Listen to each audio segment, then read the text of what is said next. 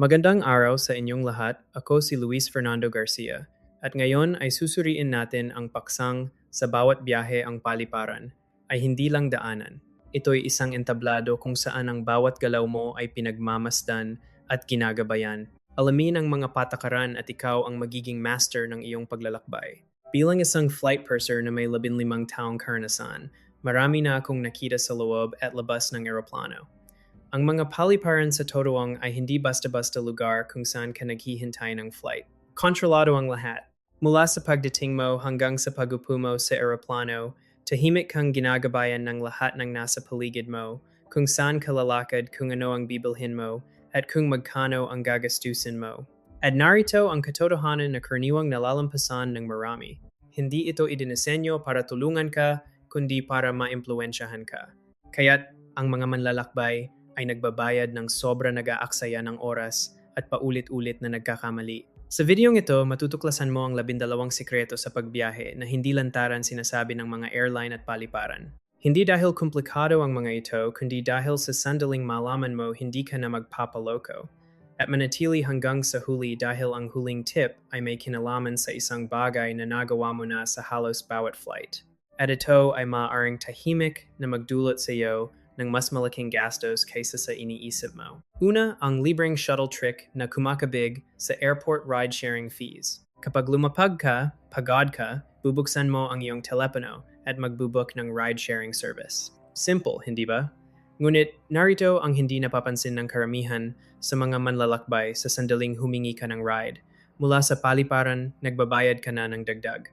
Tinatawag itong airport pickup surcharge. Depende sa kung nasaan ka ito ay dagdag na 4 hanggang $15 o katumbas nito sa piso na agad na idinadagdag. Pagkatapos ay darating ang tunay na problema, masikip na pickup zones, nakakalitong signage, mga driver na paikot-ikot at traffic jams na tila walang katapusan.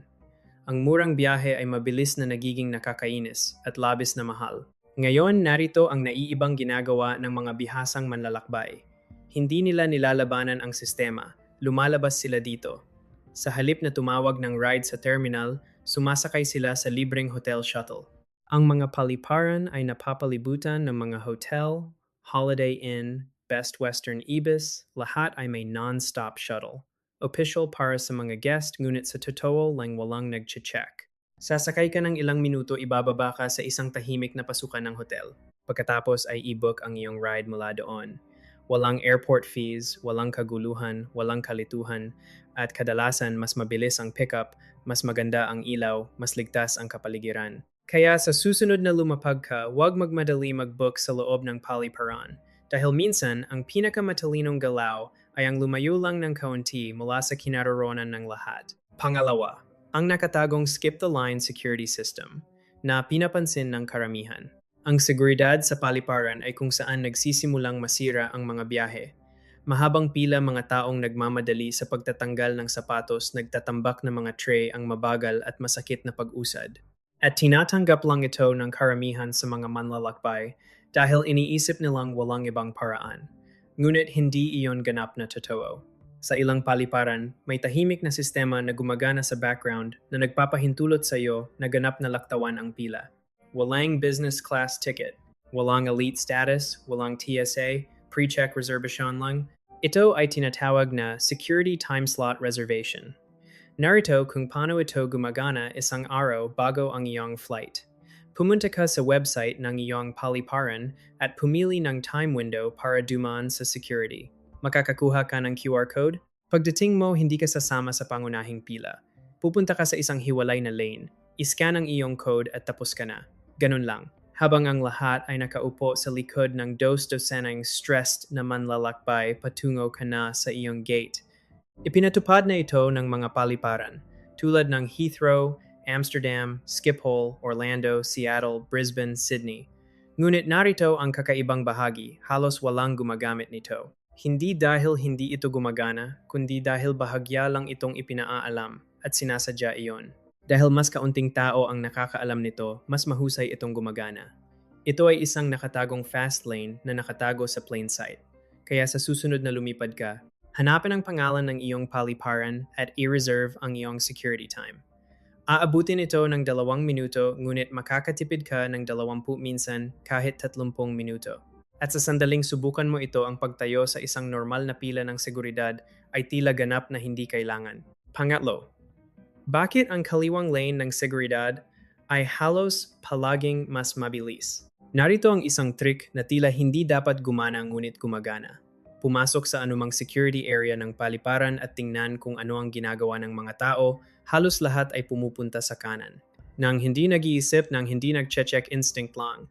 At iyon mismo ang dahilan kung bakit ang kanang bahagi ang unang nagiging congested. Ito ay pag-uugali ng tao.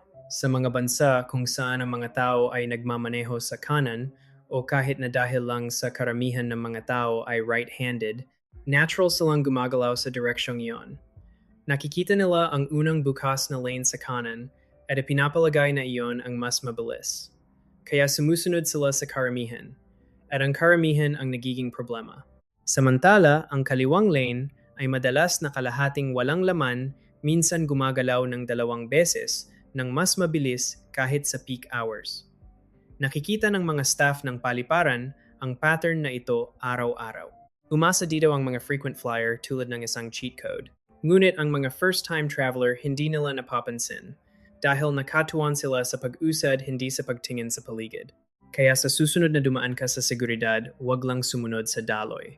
Huminto ng 1 segundo, i-scan ang buong checkpoint, pagkatapos ay lumiko sa kaliwa dahil ang pagkakaiba ay hindi swerte. Ito ay kamalayan. At minsan ang pagtitipid ng 10 hanggang 15 minuto sa paliparan ay walang kinalaman sa bilis kundi sa hindi pag-iisip tulad ng lahat. Pang-apat, bakit ang matatalinong manlalakbay ay sila mismo ang nagtatrack ng kanilang mga bag, hindi ang airline? May isang sandali na kinatatakutan ng bawat manlalakbay. Nakatayo ka sa baggage carousel, nanonood ng sunod-sunod na maleta at ang sayo ay hindi lumalabas. Sa simula, nananatili kang kalmado. Siguro huli lang. Pagkatapos, huminto ang carousel. At doon mo matutuklasan wala ang iyong bag.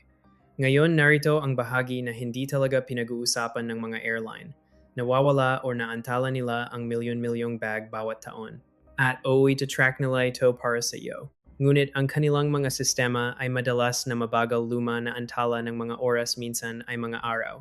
Ibig sabihin sa oras na sabihin nila sa iyo kung nasaan ang iyong bag nakaupo na ito doon.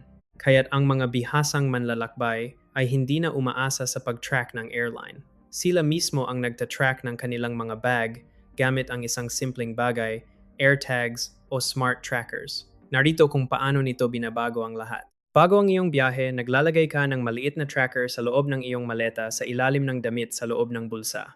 Pagkatapos sa iyong telepono, makikita mo kung nasaan ang iyong bag. Nasa departure airport pa rin, malalaman mo. Naiwan sa tarmac, malalaman mo. Umiikot na sa carousel bago ka pa dumating. Malalaman mo, mayroon pa ngang isang manlalakbay na lumapit sa staff ng airline at sinabing, nandoon lang ang bag ko. At tama siya dahil nakikita niya ito. Iyon ang pagkakaiba. Sa halip na manghula, alam mo. At sa halagang humigit kumulang $30 o katumbas nito sa piso ito ay isa sa pinakamurang paraan upang alisin ang isa sa pinakamalaking pagkabalisa sa pagbiyahe dahil ang pag-asa lamang sa pag-track ng airline ngayon ay parang paggamit ng flip phone sa mundo ng smartphone. Panlima. Ang mga psychological tricks na ginagamit ng mga paliparan para makapagastos, kanang mas malaki. Napansin mo ba kung paano naiiba ang pakiramdam ng mga paliparan pagkatapos ng seguridad? Mas kalmado, mas malambot, halos komportable. Hindi iyon aksidente, iyon ay disenyo, at gumagana ito sa iyo napansin mo man o hindi. Magsimula tayo sa isang bagay na tiyak na nalakaran mo na ang carpet. Bago ang seguridad, matitigas na sahig, mabilis na paggalaw. Pagkatapos ng seguridad, mas malambot, may pattern na carpet. Bakit dahil ito ay subtly na nagsasabi sa iyong utak na ligtas ka na ngayon? Magpabagal. At kapag nagpabagal ka, nagsisimula kang mag-browse. Pagkatapos ay may lighting mas maliwanag, malapit sa mga luxury stores, bahagyang mas madilim, malapit sa mga food areas, ginagabayan ang iyong mga mata nang hindi mo napapansin. At pagkatapos ay darating ang isang bagay na hindi iniisip ng karamihan sa mga tao scent. Ang amoy mula sa isang kafe na humihila sa iyo minsan, hindi man ito mula sa pagluluto. Ang mga paliparan at tindahan ay gumagamit ng scent marketing, vanilla. Citrus mainit na amoy ng panaderia upang mag-trigger ng kaginhawaan, gutom at paggastos. Kahit ang layout ay sinasadya. Ang mga duty-free shops ay inilalagay para kailangan mong dumaan sa kanila. Ang mga makitid na pathways ay ginagabayan ka sa mga high-profit items. Hindi ka lang naglalakad papunta sa iyong gate. Ginagabayan ka sa isang spending path. At sa sandaling makita mo ito, hindi mo na ito maiiwasan. Dahil ang mga paliparan ay hindi lang mga transit hub. Ang mga ito ay maingat na idinisenyo na kapaligiran na binuo upang maimpluwensyahan ang iyong kalooban, ang iyong mga desisyon at ang iyong wallet. Pang-anim. Ang mga gulong ng iyong maleta ay mas madumi kaysa sa iniisip mo. Nililinis ng karamihan sa mga manlalakbay ang mga obvious na bagay, tray tables, mga kamay, pagkatapos ng seguridad armrests ng upuan. Ngunit may isang bagay na halos lahat ay pinapansin ang mga gulong ng iyong maleta. Isipin kung saan ang mga ito napunta, mga parking lot na puno ng langis, at dumi, mga sidewalks, mga banyo ng paliparan, malagkit na sahig ng terminal, maging ang cargo hold sa ilalim ng eroplano, at pagkatapos ano ang ginagawa mo? Pinapagulong mo ang parehong maleta diretso sa iyong hotel room o mas masahol pa sa iyong bahay. Gulong muna kaladkad ang lahat ng nakuha nila sa iyong sahig. Bacteria na tapon na inumin, chemical na residue mula sa tarmac. Mga bagay na hindi mo nakikita ngunit tiyak na ayaw mo sa loob ng iyong espasyo. At narito ang kakaibang bahagi, ang mga tao ay obsessed sa pagpahid ng mga tray ng eroplano ngunit ganap na nakakalimutan ang pinakamaduming bahagi ng kanilang buong biyahe. Ang solusyon ay halos napakasimple. Magtabi ng isang maliit na pack ng disinfectant wipes sa iyong carry-on. Sa pagtatapos ng iyong biyahe bago ka sumakay sa sasakyan, bago ka pumasok sa iyong silid, kumuha ng 30 segundo at punasan ang mga gulong. Iyon lang, 30 segundo. Ngunit pinipigilan nito ang lahat ng nakolekta ng mga gulong na sumama sa iyo. At isa pa na hindi iniisip ng karamihan sa mga tao, kung nakaupo ka sa sahig sa paliparan o nakasandal sa iyong bag, maaari mong hawakan ang parehong mga gulong na iyon. Kaya sa susunod mag-isip ng 2 beses dahil minsan ang pinakamaduming bagay sa iyong buong paglalakbay ay ang tahimik na gumugulong sa likod mo. Pampito. Bakit ang duty-free ay hindi palaging magandang deal? Duty-free parang garantiya. Walang buwis, mas mahusay na presyo, eksklusibong deal. Ngunit narito ang katotohanan na hindi tinitingnan ng karamihan sa mga manlalakbay. Ang duty-free ay hindi automatikong nangangahulugang mas mura. Sa katunayan, minsan, mas mahal pa. Nauunawaan ng mga paliparan ang isang bagay tungkol sa pag-uugali ng tao. Pagkatapos ng seguridad, nakakaramdam ng ginhawa ang mga tao. Nakarating ka na, excited ka. Baka pakiramdam mo ay nakakuha ka ng reward. At iyon mismo ang oras kung kailan mas madaling gumastos. Doon kanila nakukuha. Ang mga presyo sa pabango, alak, kosmetiko, maging ang mga merienda ay maaaring tahimik na tumaas. Ngunit dahil nakatatak ito bilang tax-free, ipinapalagay ng iyong utak na ito ay isang deal. At narito ang isa pang trick, maraming duty-free na produkto ang nasa eksklusibong bundle o lucky na nagpapahirap na ihambing agad ang mga presyo. Hindi mo mabilis na masusuri kung mas mura ito sa ibang lugar dahil mukha itong iba, sinadya iyon. Ang matatalinong manlalakbay ay gumagawa ng isang simpleng bagay bago bumili ng anumang mahalaga, tinitingnan nila ang presyo. Doon mismo sa kanilang telepono. Parehong produkto, parehong brand, local na tindahan, online retailer. At mas madalas, kaysa sa inaasahan mo, mas mura nila itong nakikita sa labas ng paliparan. Minsan sa halagang 10, 20 o higit pang dolyar o katumbas sa piso. Kaya oo, ang duty-free ay maaaring maging magandang deal, ngunit kung ituturing mo lang ito tulad ng anumang iba pang tindahan, dahil ang pinakamalaking pagkakamali na magagawa mo sa 30,000 talampakan, 30,000 French feet, ay ang pag-aakala na nakakatipid ka dahil lang sa may nagsabi sa iyo. Pangwalo ang hindi inaasahang sleep hack na sumpa ng mga frequent flyer. Ang pagtulog sa eroplano ay tila simple hanggang sa subukan mo talaga. Ang ingay, ang masikip na upuan, ang patuloy na abala, at bigla kang gising na gising sa 35,000 talampakan, 35,000 feet. Karamihan sa mga tao ay umiinom ng sleeping pills.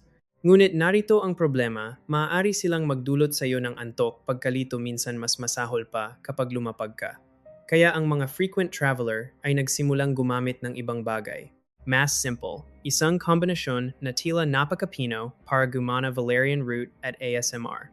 Ang valerian root ay isang natural na herbal supplement na ginagamit sa loob ng maraming siglo upang magdulot ng pagpapahinga at pagtulog. Walang matinding pagpapahinga, walang matinding side effects, tanging isang banayad na pagbagal ng iyong sistema. Nakakatulong ito na pakalmahin ang nagmamadaling isip, ang isip na patuloy na nagre-replay ng mga iniisip sa sandaling umupo ka. Ngayon, pagsamahin iyon sa ASMR, Autonomous Sensory Meridian Response, malambot na bulong mahinang tapik tunog ng ulan, mababang paulit-ulit na audio na nagsasabi sa iyong utak na okay lang na mag-off. Narito kung paano ito ginagamit ng mga manlalakbay humigit kumulang 30 hanggang 60 minuto bago ang takeoff, umiinom sila ng valerian root. Pagkatapos, kapag nakaupo na, nakasuot ng headphones, tahimik na tumutugtog ang ASMR at may isang kagiliw-giliw na nangyayari. Hindi pinipilit ang iyong katawan na matulog. Dahan-dahan itong nahihimbing. Walang biglaang pagbagsak, walang matinding pagkalito kapag nagising ka. Tanging isang kalmado, natural na pahinga, maging sa economy class. Kaya't ang mga kinakabahan na lumilipad ang mga naglalakbay ng malayo maging ang mga flight attendant ay tahimik na umaasa sa pamamaraang ito. Dahil minsan, ang pinakamahusay na travel hacks ay hindi tungkol sa pag-upgrade ng iyong upuan. Ito ay tungkol sa pag-upgrade kung paano hinahawakan ng iyong katawan ang paglalakbay. Pang-siyam. Bakit hindi mo dapat ilagay ang iyong home address sa luggage tags? Sa loob ng maraming taon, pareho ang sinasabi sa mga manlalakbay, ilagay ang iyong pangalan at address sa iyong maleta. Tunog responsableng, hindi ba, kung sakaling mawala ang iyong bag. Ngunit narito ang hindi pinapansin ng payo na iyon, sinasabi mo rin sa mga estranghero kung saan ka nakatira. Isipin mo ang iyong bag ay gumagalaw sa mga paliparan. Sa iba't ibang bansa, hinahawakan ng mga taong hindi mo makikilala.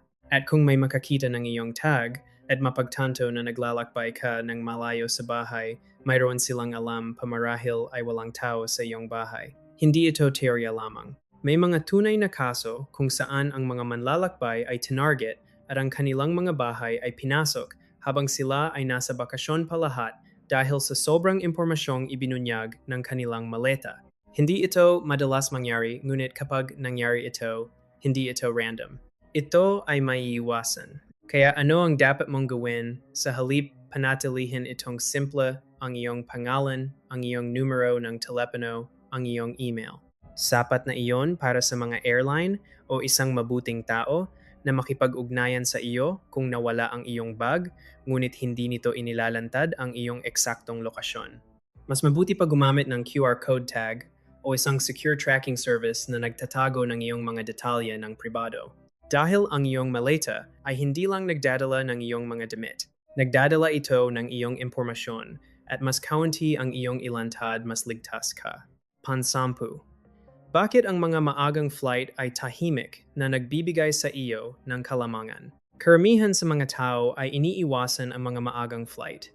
Gumising ng alas 4 ng umaga 4:00 AM, nagmamadali sa paliparan sa dilim, tila isang parusa. Kaya pumipili sila ng mga huling flight mas comfortable, mas relax. Ngunit narito ang hindi nila nakikita, ang air travel ay tumatakbo tulad ng isang chain reaction. Isang delay sa maaga sa araw ay maaaring kumalat sa dose-dosenang flight. Huli na dumating ang eroplano, naantala ang mga crew, nagsisimulang bumagsak ang mga koneksyon. Sa oras na maghapon na ang mga paliparan ay hindi lang abala, hindi sila matatag. Ngunit ang mga flight sa umaga ay nagpapatakbo sa isang ganap na naiibang kapaligiran. Kadalasan nandoon na ang iyong eroplano, nakapark magdamag, handa nang umalis. Mas magaan ang air traffic, mas maikli ang mga pila sa seguridad, mas kalmado ang lahat na nangangahulugang mas malamang kang umalis sa oras, mas malamang kang lumapag sa oras, at mas malamang na hindi ka makamiss ng koneksyon. At may isa pang nakatagong kalamangan panahon, ang turbulence bagyo. At delays ay karaniwang lumalabas sa huling bahagi ng araw. Ang mga umagang kalangitan ay madalas na mas matatag, mas makinis at predictable. Maging ang mga presyo ng ticket ay maaaring mas mababa lalo na sa kalagitnaan ng linggo. Kaya oo, ang maagang paggising ay hindi masaya, ngunit ang pag-upo sa runway sa loob ng 2 oras, 2 hours ang pagmimiss ng iyong koneksyon ang pag-rebook ng iyong buong biyahe, mas masahol pa iyon. Minsan, ang pinakamahusay na desisyon sa pagbiyahe ay hindi ang pinaka-komportable. Ito ang nagbibigay sa iyo ng control. Panglabing-isa, ang seat trick na maaaring magdulot sa iyo ng mas malaking gastos kaysa sa iniisip mo. Sa loob ng maraming taon, pareho ang sinasabi sa iyo sa bawat flight ilagay ang iyong bag sa ilalim ng upuan sa harap mo. Tunog harmless standard procedure. Ngunit narito ang hindi ipinapaliwanag ng sinuman ang lugar na iyon ay maaaring ang pinakamalalang lugar para ilagay ang iyong mga mahahalagang bagay. Magsimula tayo sa isang bagay na ayaw isipin ng karamihan sa mga tao, kalinisan. Ang carpet sa ilalim ng iyong upuan ay bihirang linisin ng malalim. Pinag-uusapan natin ang mga layer ng dumi mula sa daan-daang pasahero, mga natapon na pagkain, bakterya mula sa sapatos, maging ang mga bakas ng mga bagay na ayaw mong isipin at ang iyong bag nakasiksik doon. Ngayon, idagdag ang pangalawang panganib, pagnanakaw. Sa mga long haul o overnight flights, lalo na kapag natutulog ang mga tao, may mga tunay na kaso kung saan ang mga pasahero ay tahimik na umaabot at nagpapatalbog ng mga bag. Kung ang iyong mga mahahalagang bagay ay nakaupo sa ilalim ng upuan na iyon, pinadadali mo ito, walang ingay, walang atensyon, walang pagtutol. Pagkatapos ay mayroong ikatlong issue, pagkawala. Isiniksik ng mga tao ang kanilang mga bag sa ilalim ng upuan, kalahating naka-zipper bahagyang bukas, at sa panahon ng flight ang mga item ay gumagalaw na huhulog na dudulas. Mga passport, salamin, charger, wala na. At sa oras na mapagtanto mo, nakababa ka na sa eroplano. Good luck sa pagkuha niyan pabalik. At sa wakas, kaginhawaan. Masikip na ang mga mahabang flight. Ngayon, isinisiksik mo ang iyong mga binti sa paligid ng isang malaking bag. Pinipigilan ang sirkulasyon, pinapahirapang magpahinga. Kaya ano ang ginagawa ng mga bihasang manlalakbay?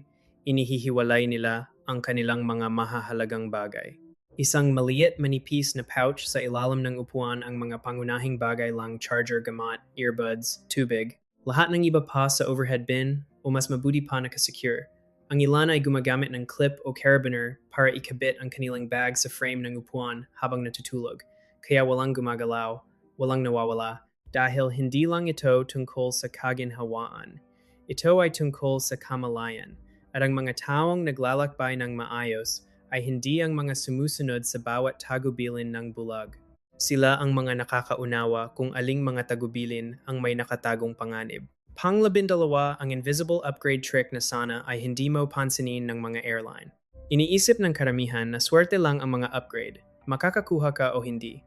Ngunit hindi iyon ang buong kwento. Sa likod ng mga eksena, patuloy na nagdedesisyon ang mga airline kung sino ang ililipat at sino ang mananatili. Dahil ang mga walang laman na premium seats ay nawawalang pera.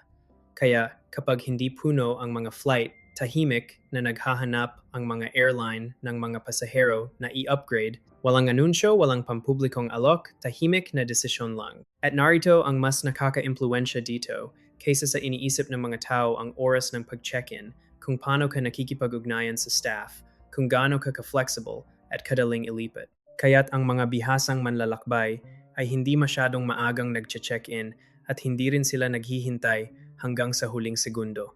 Nag-check-in sila kapag nangyayari pa rin ang pagbabago ng upuan, pagkatapos sa gate nananatili silang alerto, hindi sila nawawala, nananatili silang nakikita. Dahil kapag kailangan ng mga ahente na ayusin ang seating nang mabilis, pinipili nila ang pinakamadaling option. Isang taong kalmado, present, flexible, at minsan ang taong iyon ay nakaka-upgrade. Walang bidding, walang bayad, tahimik lang na pagbabago ng upuan. Guaranteed ba? Hindi. Ngunit mas madalas itong nangyayari kaysa sa napagtanto ng karamihan dahil ang mga upgrade ay hindi palaging tungkol sa swerte. Ito ay tungkol sa pagiging nasa tamang lugar, sa tamang sandali, at pagiging matulungin. Ngayon, narito ang hindi komportableng tanong na iniiwasan ng karamihan. Ilan sa mga ito ang ginagawa mo sa bawat biyahe nang hindi nag-iisip, nang hindi nagtatanong. Dahil sa sandaling makita mo kung paano talaga gumagana ang mga polyparent at airline, hindi ka na makakabalik sa paglapad sa dating. Paraan. Ang mga paliparan ay hindi magulo. Ang mga ito ay idinisenyo. bawat pila, bawat karatula, bawat mungkahi na sinusunod mo. At ang pagkakaiba sa pagitan ng isang maayos na biyahe at isang nakababahalang isa ay kadalasan hindi swerte. Ito ay kamalayan. Ang mga manlalakbay na mas mabilis kumilos, mas kaunti ang gastos at iniiwasan ang mga problema ay hindi mas matalino. Nakikita lang nila ang hindi nakikita ng iba. Kaya sa susunod na pumasok ka sa isang paliparan, huwag lang sumunod sa sistema. Simulan itong mapansin. Kung binago ng video na ito ang iyong pag-iisip tungkol sa paglipad, pindutin ang like, mag-subscribe at manatili kang isang hakbang sa unahan. Dahil ang mga taong hindi kailanman nahihinto sa paliparan ay ang mga nakakaalam na kung ano ang darating. Maraming salamat sa inyong panunood at suporta. Mag-subscribe sa Luis Fernando Garcia channel para sa mas marami pang travel tips. Kita-kits sa susunod.